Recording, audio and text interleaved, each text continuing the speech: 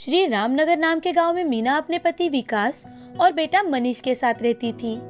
मीना बहुत ही स्वादिष्ट खाना बनाती थी। मीना का पति विकास वहीं पर गांव में एक छोटी सी कंपनी में काम करता था। उनका सब कुछ ठीक चल रहा था, लेकिन एक दिन अचानक विकास को हार्ट का दौरा पड़ता है और उसी में उसका देहांत हो जाता है। विकास के जाने के बाद मीना और मनीष दोनों बहुत ही अकेले हो जाते हैं। एक दिन मीना के जेठानी रागिनी और जेठी सोहम जो शहर में रहते थे, वो मीना और मनीष से मिलने उनके गांव आते हैं। रागिनी बहुत ही लालची किस्म की औरत थी। उसने सोचा, अगर मैं मीना को शहर जाकर चुपके से उसकी सारी प्रॉपर्टी अपने बेटे के नाम करवा लूं और तो और उसे सारे काम करवाऊं ताकि मुझे भी आराम मिल जाए और बिना पैसों की नौकरानी भी मिल जाए।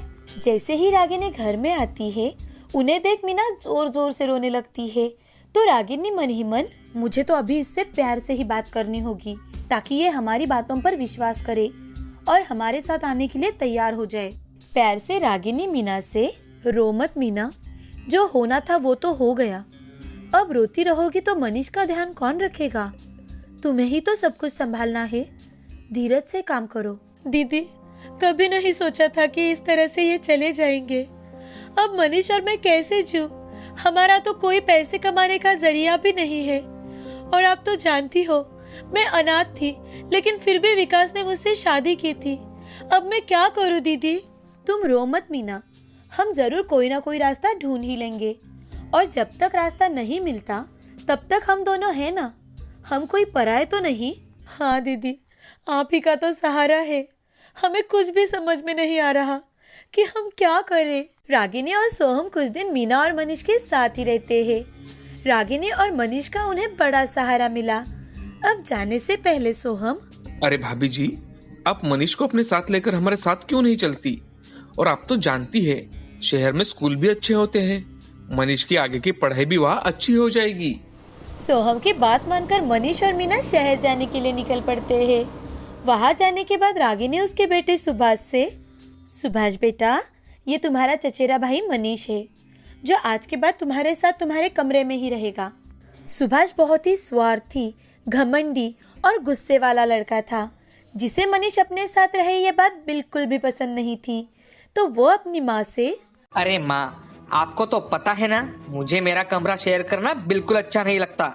आप मनीष की व्यवस्था कहीं और करवा दो। मैं अपने साथ उस गवार को नहीं रख सकता। सुभाष की बदतमीजी से बात करने के कारण मनीष और मीना को बहुत बुरा लगता है। तभी मनीष अपनी चाची रागिनी से, चाची जी, मैं माँ के साथ रह लूंगा। जहाँ पर भी माँ रहेगी मैं उसी कमरे में रहूंगा। देखो बेटा, यहाँ तो सिर्फ 3 ही कमरे हैं। एक में हम रहते हैं और एक कमरे में तुम्हारा भाई सुभाष रहता है और एक तो स्टोर रूम है। अभी आप लोगों को कुछ दिनों के लिए स्टोर रूम में ही रहना होगा और फिर हम कुछ व्यवस्था कर ही लेंगे। रागिनी बोल ही रही थी कि तभी मीना, कोई बात नहीं दीदी, हम दोनों वहीं पर रह लेंगे। दूसरे ही दिन से मीना ने घर की पूरी भागदौड़ संभाल ली थी। वो घर के सारे काम करने लगी और मनीष भी उसे काम में मदद करता था।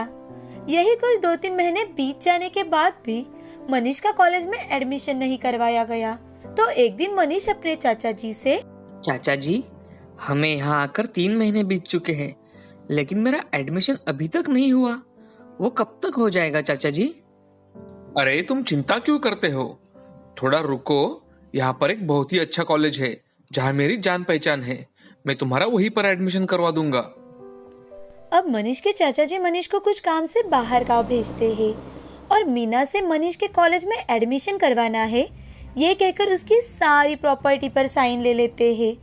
तब तक सब कुछ ठीक था। जैसे ही मीना ने प्रॉपर्टी के कागज पर साइन करवाया, उसके दूसरे ही दिन रागिनी का मीना के साथ बहुत बुरा बर्ताव शुरू हुआ। साथ ही उससे कोई भी अच्छे से बात नहीं करता था और सुभाष तो पहले ही गुस्से में रहता था। वो तो कभी भी मीना से बात नहीं करता था या मनीष से बात नहीं करता था। जैसे ही मनीष घर आता है तो मीना उससे, मनीष, तुम्हारे चाचा जी ने तुम्हारा अच्छा कॉलेज में एडमिशन करवाया है। तुम जब गाँव गए थे तभी उन्होंने कुछ पेपर्स पर मेरे साइन लिए। अब चाचा जी घर आएंगे तो उनसे बात कर लेना। ठीक है माँ। अब शाम के समय जैसे ही चाचा जी घर आते हैं, मनीष उनसे उस बारे में पूछता है। तो वो हंसने लगते हैं और उसी दिन वो मनीष और मीना को घर से बाहर निकाल देते हैं। जैसे ही मनीष और मीना घर से बाहर निकलते हैं तो रागिनी मीना से, मीना तुम एक बहुत ही अनपढ़ और गंवार औरत हो जिसे इतना भी पता नहीं चला कि वो सब कुछ हमारे नाम पर कर रही है। जो भी उसकी प्रॉपर्टी थी वो सब कुछ सुभाष की हो चुकी है। और एक बात, आज के बाद हमारा और तुम्हारा कोई संबंध नहीं है, तो यहाँ से निकल जाओ। ये सारी बातें सुनकर मनीष का दिमाग पूरी तरह से घूम जाता है।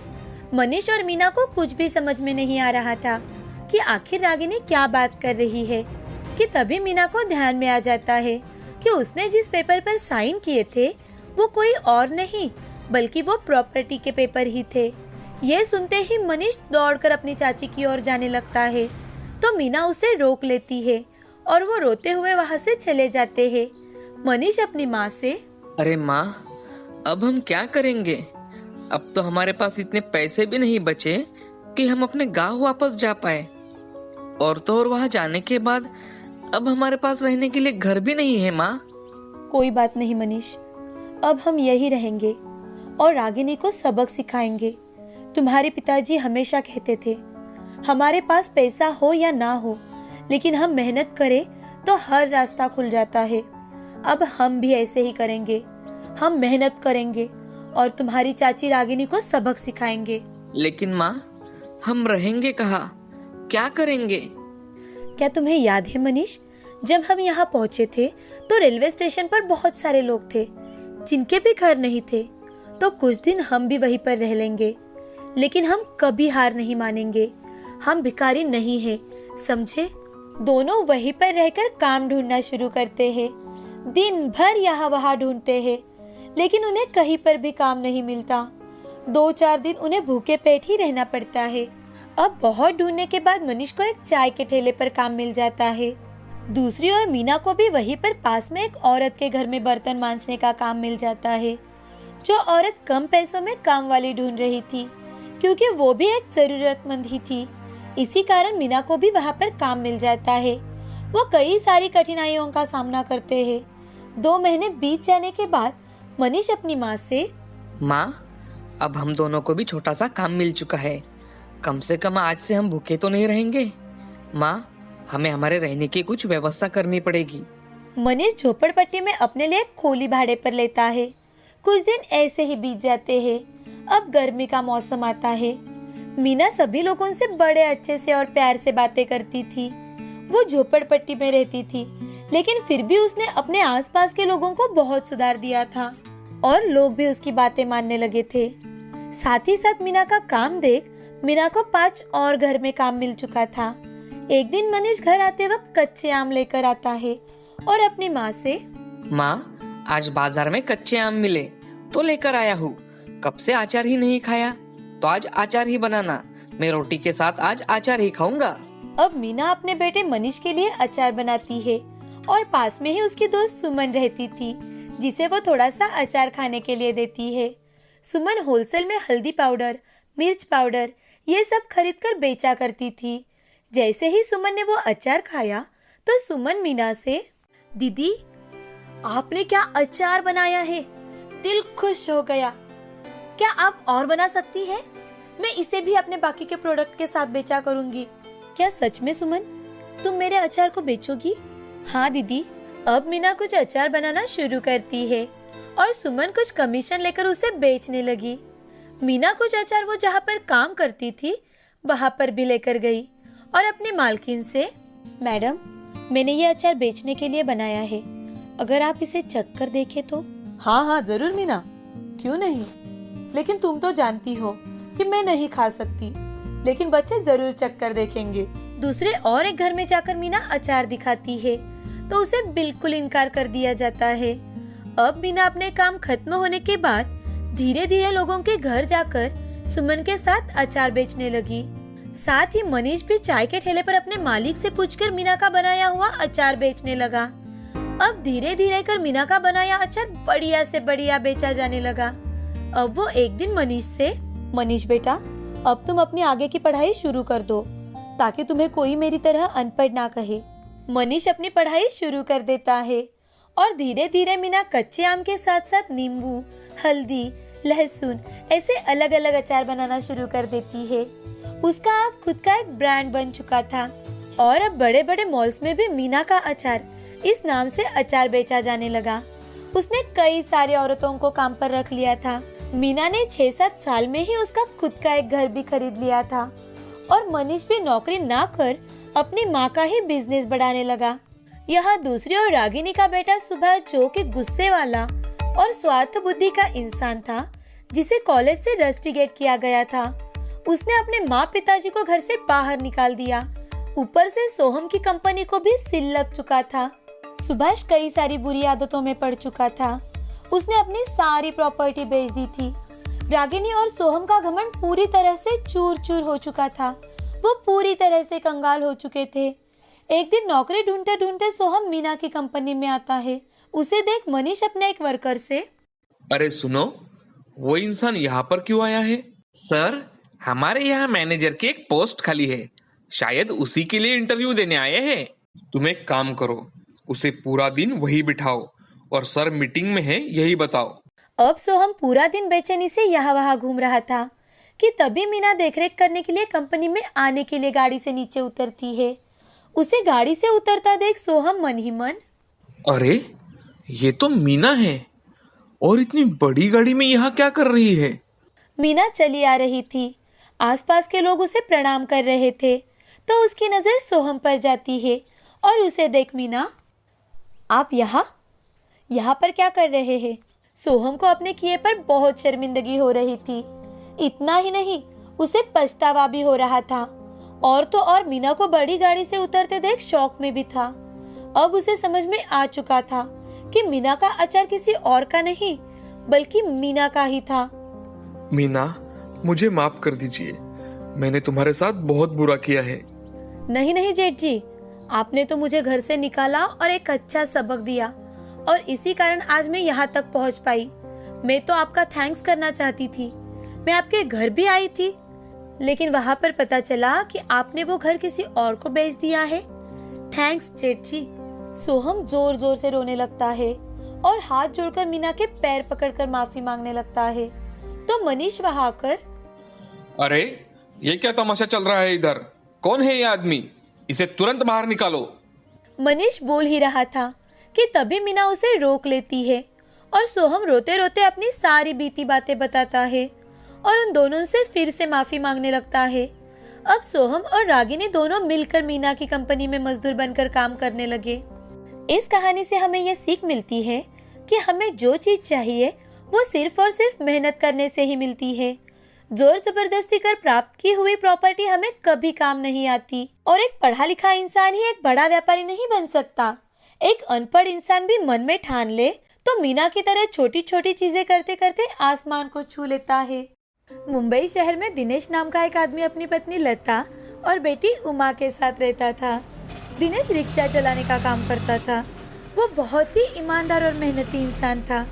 वो दिन भर काम करने के बाद जो भी पैसे मिलते थे उसी से अपने परिवार का गुजारा किया करता था। वो बहुत ईमानदार होने के कारण लोग उसका फायदा भी उठाते थे। कभी कभी उसे बहुत ही कम पैसे दे देते थे, लेकिन वो उन्हें कुछ भी नहीं कहता था और वो पैसे लेकर वहाँ से चला जाता था। एक दिन दिनेश अपनी सवारी छोड़कर रास्ते से जा रहा था, तभी उसे रास्ते पर भीड़ दिखाई दी। भीड़ देखकर दिनेश ने अपनी रिक्शा साइड में लगा दी और वहाँ पर देखने के लिए चला गया कि आखिर वहाँ पर इतनी ज्यादा भीड़ जमा क्यों हुई है। उसने वहाँ पर जाकर देखा कि एक आदमी के सिर से खून आ रहा है और वो नीचे रास्ते पर गिरा है, लेकिन कोई उसे हाथ भी नहीं लगा रहा। तभी दिनेश के कानों पर आवाज आती है कि अरे भाई, कौन पड़ेगा इस झंझट में? पुलिस केस फिर क्या क्या पता नहीं, छोड़ो, चलो यहाँ से। उस आदमी की बात सुनकर दिनेश को समझ में आ जाता है कि कोई भी उस आदमी की मदद नहीं करना चाहता। अब दिनेश खुद भागते हुए उस आदमी की ओर जाता है और उसे उठाकर रिक्शा में डाल देता है और उसे वहीं से अस्पताल लेकर जाता है। डॉक्टर साहब, ये मुझे रास्ते पर गिरे हुए मिले। आप जल्द से जल्द इनका इलाज शुरू करवा दीजिए, क्योंकि इन्हें काफी गंभीर चोटें आई है। कुछ कीजिए डॉक्टर साहब। आप इनके घर वालों को जानते हो? अगर जानते होंगे तो उनको फोन करके बता दीजिए। और हाँ सुभाष, तुम इधर आओ, पुलिस को बुलाकर इनका स्टेटमेंट ले लो। डॉक्टर की यह बात सुनकर दिनेश उनसे, नहीं डॉक्टर साहब, मैं इनको नहीं जानता, मुझे इनका एक्सीडेंट कैसे हुआ ये भी नहीं पता, तो मैं स्टेटमेंट कैसे दे सकता हूँ? ठीक है, कोई बात नहीं, आपने जो देखा है वही बता देना और जल्द से जल्द जाकर ये मेडिसिन लेकर आइए। दिनेश जल्दबाजी में ही मेडिसिन लेने के लिए चला जाता है। उसके पास जितने पैसे थे उसी में वो मेडिसिन लेकर डॉक्टर को दे देता है। जब तक उस आदमी के हालत कुछ अच्छे नहीं होते वो वहीं पर रुकता है। अब रात तक उस आदमी की हालत में काफी सुधार हो गया था। ये देख दिनेश डॉक्टर से, डॉक्टर साहब, क्या अब मैं यहाँ से जा सकता हूँ? और उनकी तबीयत तो ठीक है ना? हाँ, तुम जा सकते हो, पर क्या तुम्हें पता है ये हस्ती कौन है? नहीं डॉक्टर साहब, मैं तो उन्हें नहीं जानता, लेकिन उनकी जान बचाना ये तो मेरा फर्ज था। हाँ, बहुत अच्छे बेटा, हमें भी अभी अभी पता चला है कि ये इस शहर के सबसे बड़े बिजनेसमैन हैं। इनका नाम श्यामलाल सेठ है। क्या तुम उनसे मिलना चाहोगे? नहीं नहीं, आप उन्हें आराम करने दीजिए, उनकी जान बची यही बहुत है मेरे लिए। जब श्यामलाल सेठ को होश आता है तो डॉक्टर उन्हें सारी बात बताते हैं और उनसे पूछते हैं कि आप इतने अमीर हो तो घर से अकेले क्यों निकले? ड्राइवर को साथ में क्यों नहीं लिया था आपने? अरे डॉक्टर साहब, एक अर्जेंट पार्सल देना था मुझे, ड्राइवर को आने में भी समय था, तो सोचा मैं ही निकल जाता हूँ।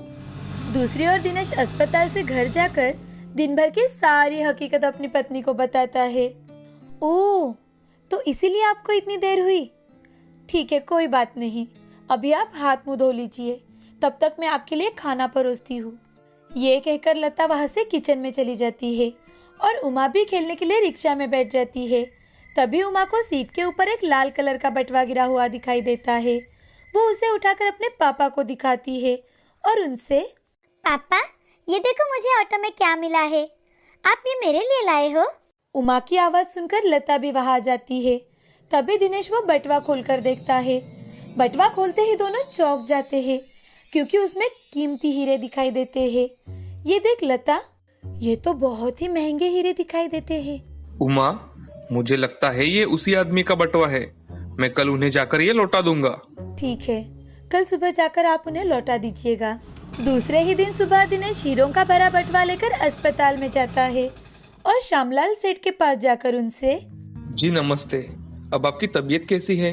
आपको ठीक तो लग रहा है ना? आपका ये बटवा मुझे अपनी रिक्शा में गिरा हुआ मिला, इसलिए मैं आपको ये लौटाने आया हूँ। मेरा नाम श्यामलाल है, मैं हीरो का व्यापारी हूँ। कल यही पार्सल देने के लिए मैं घर से निकला था तो एक आदमी ने मेरी गाड़ी को टक्कर दे दी और वो वहां से चला गया। थोड़ी देर बाद तुमने मुझे रिक्शा में डाला, ये तो मुझे याद है, लेकिन उसके बाद क्या हुआ मुझे कुछ भी याद नहीं था। लेकिन डॉक्टर साहब ने मुझे कल सब कुछ बता दिया। तुम्हारा मैं हमेशा आभारी रहूंगा। और हाँ, आज से तुम मेरे साथ ही काम करोगे, मैं तुम्हारे रहने के लिए घर भी दूंगा। अब से तुम हमेशा मेरे साथ ही रहोगे। तुम्हारी ये ईमानदारी देख मुझे बड़ी खुशी हो रही है, तुम्हारे कारण ही आज मैं जिंदा हूँ। श्यामलाल सेठ की यह बात सुनकर दिनेश की खुशी का तो कोई ठिकाना ही नहीं रहता। उस दिन के बाद दिनेश की किस्मत मानो पलट ही चुकी थी। उसने खूब मेहनत की और ईमानदारी से काम किया। अब वो तीनों खुशी खुशी श्यामलाल सेठ के यहाँ काम कर अपनी जिंदगी गुजारने लगे।